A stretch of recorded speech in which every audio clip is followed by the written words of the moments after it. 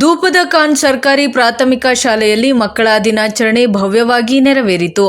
ಮಕ್ಕಳ ಮೇಲಿನ ಅಪಾರ ಪ್ರೀತಿ ಹಾಗೂ ದೇಶದ ಭವಿಷ್ಯ ರೂಪಿಸುವಲ್ಲಿ ಅವರ ಪಾತ್ರವನ್ನು ಕೊಂಡಾಡುವ ಉದ್ದೇಶದಿಂದ ಪ್ರತಿ ವರ್ಷ ಜವಾಹರಲಾಲ್ ನೆಹರೂರವರ ಜಯಂತಿಯನ್ನು ಮಕ್ಕಳ ದಿನಾಚರಣೆಯಾಗಿ ಆಚರಿಸಲಾಗುತ್ತಿದೆ. ಈ ಬಾರಿ ರಾಜ್ಯದ ಶಿಕ್ಷಣ ಸಚಿವರಾದ ಮಧು ಬಂಗಾರಪ್ಪ ಅವರ ಸೂಚನೆಯ ಮೇರೆಗೆ ರಾಜ್ಯಾದ್ಯಂತ ಮಕ್ಕಳ ದಿನಾಚರಣೆಯನ್ನು ವಿಶೇಷವಾಗಿ ಸಂಭ್ರಮದಿಂದ ಆಯೋಜಿಸಲಾಗುತ್ತಿದೆ.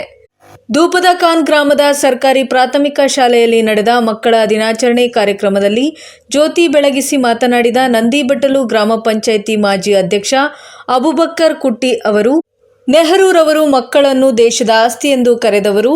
ಅವರ ಜನ್ಮದಿನವನ್ನು ಮಕ್ಕಳ ದಿನವಾಗಿ ಆಚರಿಸುವ ಪರಂಪರೆ ಮುಂದುವರಿಯುತ್ತಿರುವುದು ಹೆಮ್ಮೆಯ ವಿಷಯ. ಸರ್ಕಾರ ವಿದ್ಯಾರ್ಥಿಗಳ ಕಲ್ಯಾಣಕ್ಕಾಗಿ ಅನೇಕ ಯೋಜನೆಗಳನ್ನು ಜಾರಿಗೆ ತಂದಿದೆ. ಇನ್ನು ವಿದ್ಯಾರ್ಥಿಗಳು ಇದರ ಪ್ರಯೋಜನವನ್ನು ಪಡೆಯಬೇಕು ಹಾಗೂ ಉನ್ನತ ವ್ಯಾಸಂಗ ಮಾಡಿ ಉಜ್ವಲ ಭವಿಷ್ಯ ರೂಪಿಸಿಕೊಳ್ಳಬೇಕು ಎಂದು ಸಂದೇಶವನ್ನು ನೀಡಿದರು. ಕಾರ್ಯಕ್ರಮದಲ್ಲಿ ಗ್ರಾಮ ಪಂಚಾಯಿತಿ ಉಪಾಧ್ಯಕ್ಷೆ ವಾಣಿ ರಾಜೇಶ್, ಎಸ್ಡಿಎಂಸಿ ಅಧ್ಯಕ್ಷ ಅಬ್ದುಲ್ ಖಬೀರ್, ಪದಾಧಿಕಾರಿಗಳು, ಮುಖ್ಯ ಶಿಕ್ಷಕ ನಾಗರಾಜಪ್ಪ, ಶಿಕ್ಷಕರಾದ ಅರುಣ್ ಕುಮಾರ್, ಅಂಗನವಾಡಿ ಶಿಕ್ಷಕಿ ಕ್ಲಾರಾ ಮತ್ತು ವಿದ್ಯಾರ್ಥಿಗಳು ಸೇರಿದಂತೆ ಅನೇಕರು ಭಾಗವಹಿಸಿ ನೆಹರೂರವರ ಜನ್ಮದಿನವನ್ನು ಸ್ಮರಿಸಿ ಅವರ ಸೇವಾ ಮನೋಭಾವವನ್ನು ಕೊಂಡಾಡಿದರು. ಮಕ್ಕಳ ನೃತ್ಯ, ಕ್ರೀಡೆ ಮತ್ತು ಸಾಂಸ್ಕೃತಿಕ ಕಾರ್ಯಕ್ರಮಗಳಿಂದ ಸಮಾರಂಭಕ್ಕೆ ಮತ್ತಷ್ಟು ಕಾಂತಿ ಹೆಚ್ಚಾಯಿತು. ವರದಿ ಪ್ರದೀಪ್ ಹೆಚ್ಚಿ, ತರೀಕೆರೆ, ಪ್ರಜಾಪವರ್ ನ್ಯೂಸ್.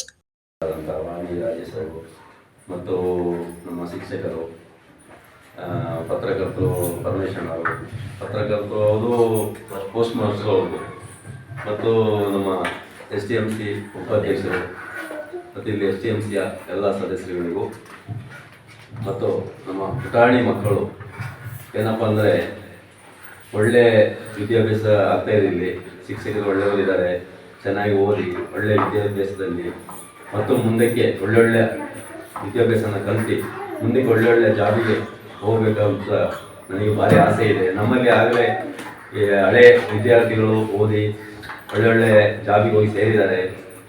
ಭಾರಿ ಸಂತೋಷ ಆಗುತ್ತೆ ನಮ್ಮೂರಿಂದ. ಅದೇ ರೀತಿ ಈಗ ಮಕ್ಕಳು ಇಲ್ಲಿಂದ ಶಿಕ್ಷಕರು ಓದಿಸ್ತಾರೆ. ಅದೇ ರೀತಿ ಮಕ್ಕಳು ಮನೆಗೆ ಬಂದಾಗ ಗೊತ್ತಿರೋಂಥವ್ರು ಸಂಜೆಯ ಟೈಮು ಕೂತಿ ಒಂದು ಗಂಟೆನೋ ಅರ್ಧ ಗಂಟೆನೋ ಸ್ವಲ್ಪ ಅವರಿಗೆ ತಿಳುವಳಿಕೆ ಸ್ವಲ್ಪ ಓದಿಸ್ಕೊಡಿ, ಚೆನ್ನಾಗಿ ವಿದ್ಯಾಭ್ಯಾಸ ಕಲೀರಿ ಮಕ್ಕಳು ಅಂತ ಹೇಳ್ತಾ ಈ ಎರಡು ಮಾತಾಡೋ ಅವಕಾಶ ಕೊಟ್ಟಂಥ ನಮ್ಮ ಎಲ್ಲರಿಗೂ ನನ್ನ ವಂದನೆಗಳು.